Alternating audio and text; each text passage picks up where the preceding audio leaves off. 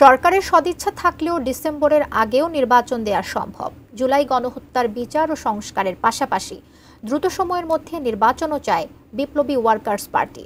দলের সাংগঠনিক সম্মেলনে এসব কথা জানান সাধারণ সম্পাদক সাইফুল হক। বিপ্লবী ওয়ার্কার্স পার্টির সাংগঠনিক সম্মেলন রাজধানীর রমনার ইঞ্জিনিয়ার্স ইনস্টিটিউশনে শুক্রবার সকালে জাতীয় সঙ্গীতের মধ্য দিয়ে শুরু হয় সম্মেলনের মূল আনুষ্ঠানিকতা। শুরুতেই শোক প্রস্তাব পাঠ করেন বিপ্লবী ওয়ার্কার্স পার্টির সাধারণ সম্পাদক সাইফুল হক। 52, 71 ও 24-এর শহীদদের স্মরণে পালন করা হয় 1 মিনিট নীরবতা।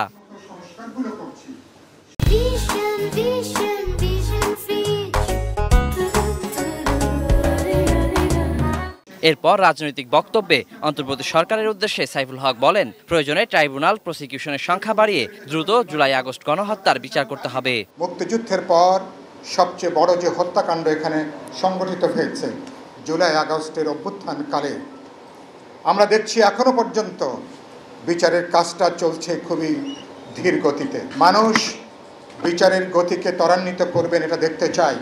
প্রয়োজন বোধে ট্রাইব্যুনালের সংখ্যা বৃদ্ধি করেন, আমাদের প্রসিকিউশনের সংখ্যা আপনারা বৃদ্ধি করেন।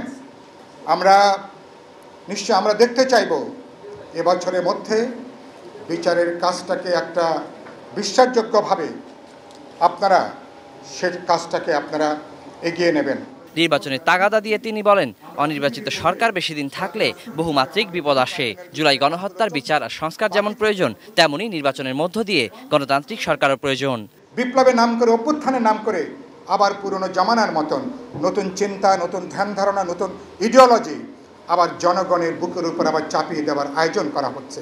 আবার পাল্টা এক ধরনের দখলদারিত্ব, পাল্টা এক ধরনের বল প্রয়োগের যে সংস্কৃতি, সেটাও কিন্তু আমরা দেখছি।